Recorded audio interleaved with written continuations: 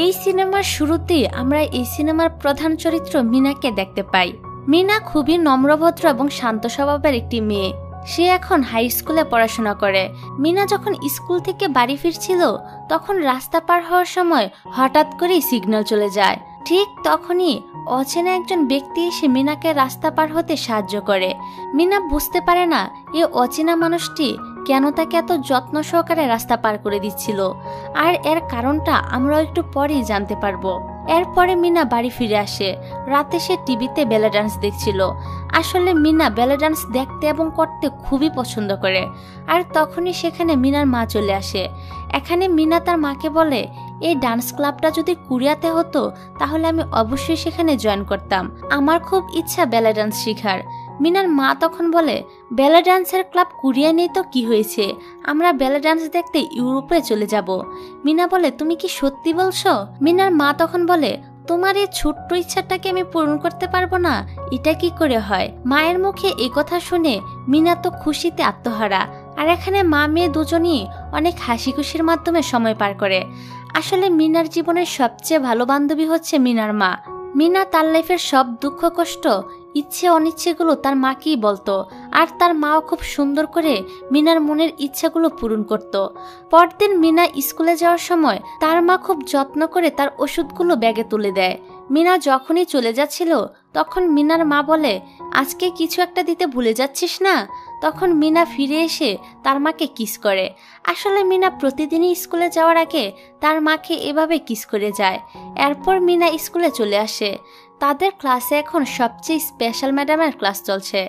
Special বলার কারণ হলো এই ম্যাডামকে স্কুলের সব ছাত্রছাত্রীরা অনেক বেশি পছন্দ করে। কারণটা হলো তারা এই ম্যাডামের সাথে ফ্রিভাবে কথা বলতে পারে। আর আজকে ক্লাসের সবাই দুষ্টামি করে ম্যাডামকে বলতে থাকে, আপনি কি কখনো প্রেম করেননি? আজ আপনার প্রথম প্রেমের গল্পটা আমাদেরকে শোনাতে হবে। ম্যাডাম কিছুতেই বলতে চায় না, কিন্তু ছাত্রীরাও ছাড়ে না। শেষবেশ ম্যাডাম বাধ্য হয়ে তার স্টুডেন্টদেরকে বলে, ঠিক আছে, আমি তোমাদেরকে আজকে সিগন্যালওয়ালা মানুষের গল্পটা শোনাচ্ছি। আর উনিই হচ্ছে সে ব্যক্তি যে মিনাকে খুব যত্ন সহকারে রাস্তা পার করে দিয়েছিল। একটা সময় তিনিও স্কুলের একজন টিচার ছিলেন। তিনি একটা মেয়েকে প্রচন্ড ভালোবাসতো, কিন্তু ওই মেয়েটা একদিন রাস্তা পার হওয়ার সময় অ্যাক্সিডেন্টে মারা যায়। তবে ওই লোকটি মেয়েটাকে এতটাই ভালোবাসতো যে সে এখনো পর্যন্ত সব সময় ওই রাস্তার পাশে দাঁড়িয়ে থাকে এবং বিভিন্ন মানুষকে রাস্তা পার হতে সাহায্য করে। কারণ তিনি আর চান না যে এই রাস্তায় আর কোনো মানুষের অ্যাক্সিডেন্ট হোক এবং কোনো মানুষ তার প্রিয় মানুষটাকে হারিয়ে ফেলুক। গল্পটা শুনে মিনা অবাক হয়ে ভাবে, সত্যিই কেউ কাউকে এতটা ভালোবাসতে পারে? যাই হোক, তারপর মিনার স্কুল ছুটি হয়। মিনা বাড়িতে ফিরে আসে। রাতে মিনার মা এবং মিনার ডক্টর কথা বলছিল। তাদের কথা থেকে আমরা জানতে পারি মিনা ছোটবেলা থেকে ভয়ঙ্কর একটি রোগে আক্রান্ত। মিনার কি অসুখ হয়েছে সেটা আমাদেরকে ক্লিয়ার করা হয় না, তবে আমরা এখানে জানতে পারি যে মিনার যে অসুখটা হয়েছে সে অসুখটা যাদের হয় তারা নাকি ছোটবেলায় মারা যায়, কিন্তু মিনা এখনো বেঁচে আছে। এটাই একটা মিরাক্কেল। কিন্তু দুঃখের বিষয় হচ্ছে ডক্টর এখন বলছে মিনার বেশি দিন বাঁচবে না, খুব বেশি হলে আর 6 মাস অথবা 1 বছর মিনার কাছে সময় রয়েছে। মিনা তার জীবনে অনেক কিছুই দেখেনি, অনেক কিছুই করা বাকি রয়েছে তার জীবনে, অনেক কিছুই পায়নি সে। কিন্তু মিনার মা চায় মিনা যতদিন বেঁচে আছে ততদিন সে যেন অনেক আনন্দে বেঁচে থাকে। এমন কেউ যেন মিনার জীবনে আসে যে মিনার আনন্দের কারণ হবে, যে মিনাকে অনেক বেশি ভালোবাসবে। মিনার না বলা ইচ্ছেগুলো সে পূরণ করবে। এক কথায় মিনা কিছুদিন পর মারা গেল সে যেন তার জীবনের সুন্দর কিছু স্মৃতি নিয়ে মরতে পারে। মিনা এত অল্প বয়সে মারা যাবে এটা মিনার মা কোনোভাবেই মানতে পারছিল না, কিন্তু বাস্তবতা তো খুবই কঠিন। চাইলেও কোনো মানুষকে ধরে রাখা যায় না।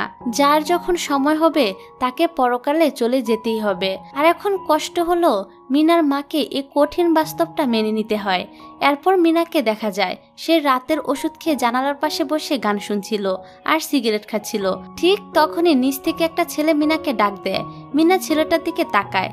ছেলেটি তখন বলে, তোমার কাছে একটা সিগারেট হবে? মিনা ছেলেটিকে চিনতে পারে না, কারণ সে তাকে এর আগে কখনোই দেখেনি। ছেলেটা তখন বলে, আমি নিচতলায় আজকেই উঠেছি, তোমার কাছে একটা সিগারেট হবে? মিনা ছেলেটাকে সিগারেট ছুঁড়ে দেয়। ছেলেটা আবারও মিনাকে ডাক দিয়ে বলে, লাইটার আছে? লাইটার হবে? লাইটার ছাড়া সিগারেট ধরাবো কিভাবে? মিনা এবার লাইটারটাও ছুঁড়ে দেয়। তারপর ছেলেটা বলে, আমার নাম হচ্ছে ইয়াং, তোমার সাথে পরিচয় হয়ে অনেক ভালো লাগলো। এরপর মিনা তার লাইটারটা ফেরত চায়। কিন্তু ইয়াং লাইটারটা ফেরত দেয় না আর বলে আবার যখন তোমার সঙ্গে দেখা হবে তখন আমি লাইটারটা ফেরত দিব। এই বলে ইয়াং সেখান থেকে চলে যায়।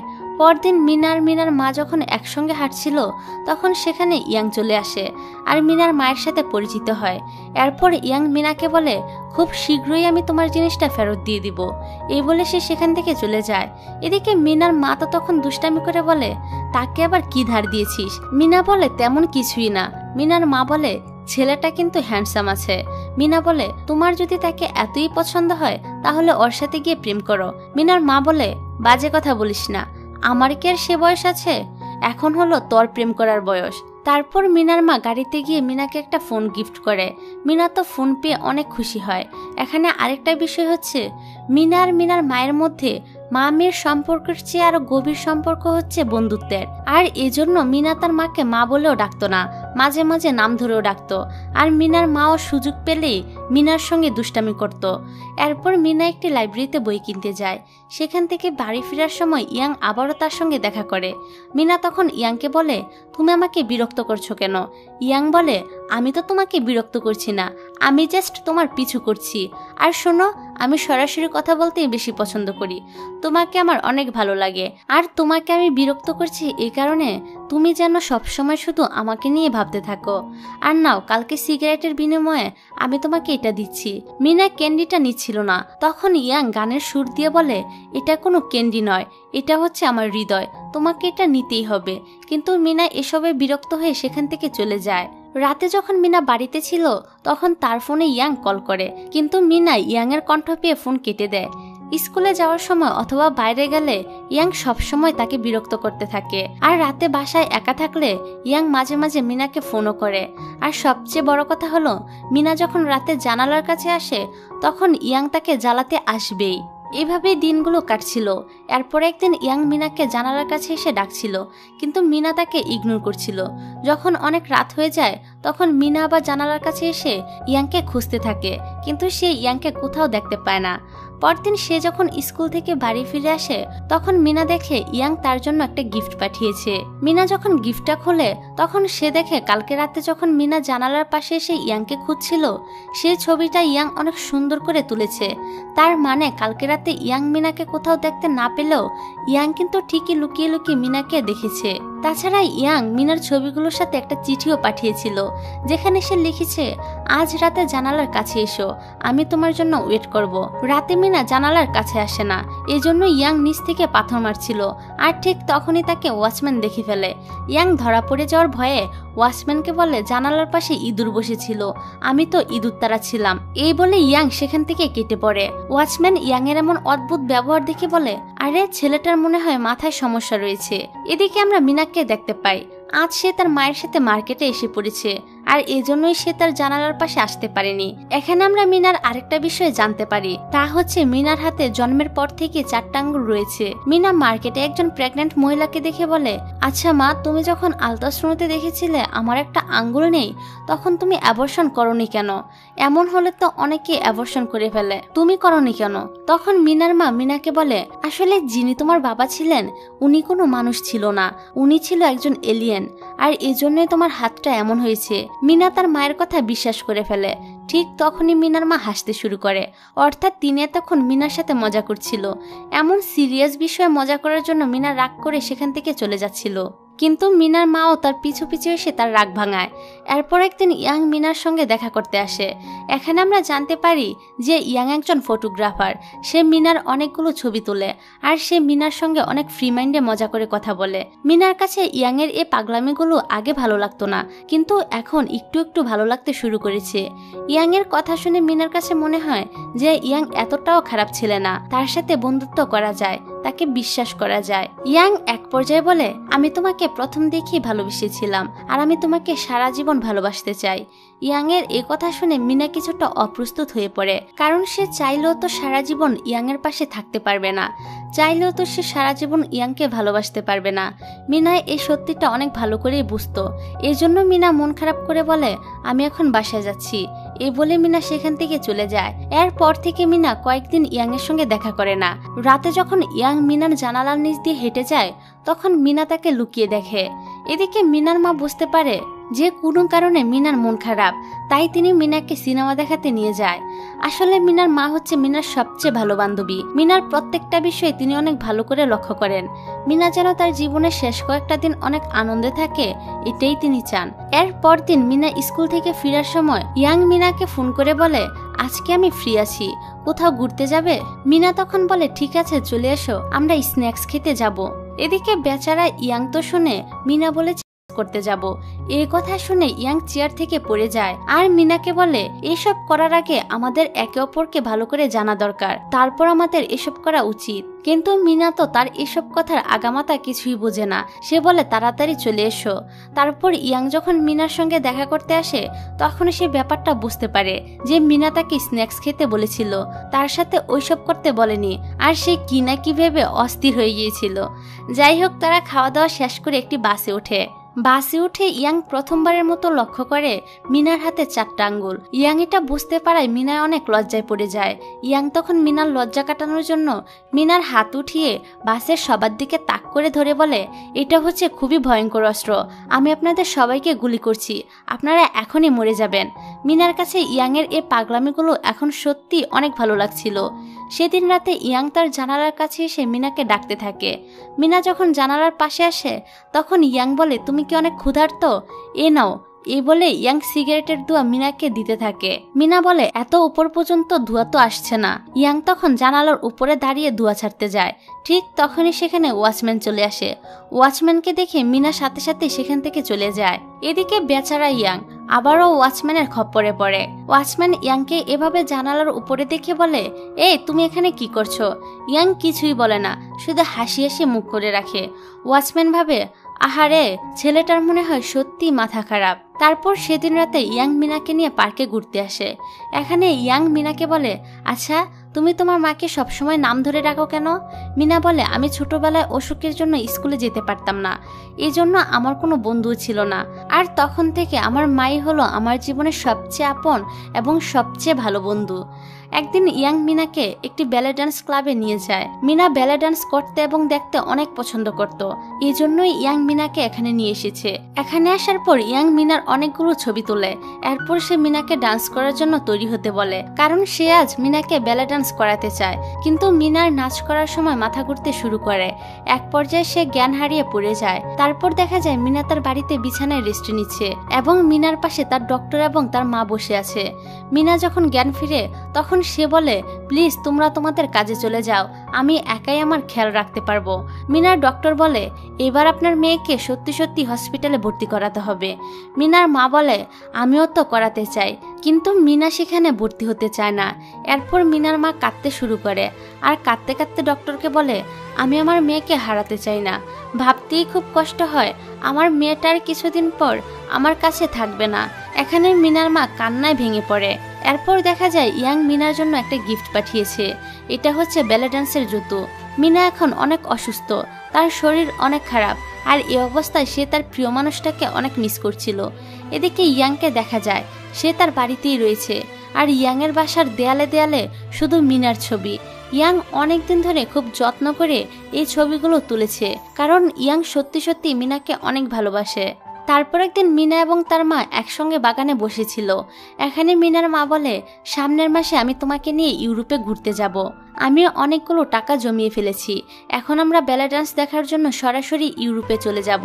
কিন্তু মিনা বলে, আমি এখন ইউরোপে যেতে চাই না, আমি এখন হাওয়াই যেতে চাই ইয়াংয়ের সঙ্গে। মেয়ের ইচ্ছা পূরণ করার জন্য মিনার মা এতে রাজি হয়ে যায়। পরের দিন ইয়াং আর মিনা একসঙ্গে ছিল। সেখানে তারা কিছু সময় পার করার পর সেখান থেকে একটি দোকানে যায়, আর সেখানে ইয়াং নিজের আঙ্গুলে মিনার ছবি প্রিন্ট করে নেয়। তারপর তারা একটা পার্কে আসে। এখানে তারা অনেক মজা করছিল। এখানে ইয়াং মিনার সাথে কিছু দুষ্টু দুষ্টু কথা বলে, যা শুনে মিনা বলে, তুমি এত দুষ্টু কেন? এই বলে মিনা ইয়াংকে পানিতে ধাক্কা মেরে ফেলে দেয়। এখানে তারা দুজন অনেক মজা করছিল। সেদিন রাতে মিনা বাড়িতে ফিরে এসে দেখে তার মা ঘুমিয়ে পড়েছে। তখন মিনা তার বাবার যেসব জিনিসপত্র বাড়িতে ছিল সেগুলো দেখতে শুরু করে। তাছাড়া মিনা তখন তার মায়ের একটি ডায়েরিও খুঁজে পায়। এখানে মিনা তার মায়ের ডায়েরিটা পড়তে শুরু করে। ডায়েরিতে মিনার মা মিনার বিষয়ে আর মিনার বাবার বিষয়ে অনেক কিছু লিখেছিল।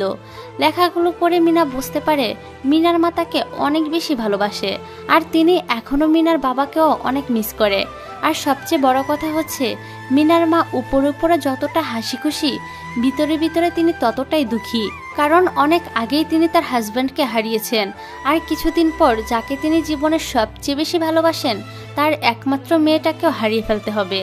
চোখের সামনে একমাত্র মেয়ে মারা যাবে, এসব জেনেও তিনি কিছুই করতে পারছেন না। এদিকে মিনাকেও তো তার মাকে চিরদিনের জন্য ছেড়ে চলে যেতে হবে, এটা ভেবে মিনাও কান্নায় ভেঙে পড়ে। পরদিন ইয়াং মিনার স্কুলে যায়। আজকে অনেক বেশি বৃষ্টি হচ্ছিল, এজন্য ইয়াং ছাতা নিয়ে মিনাকে নিতে এসেছে।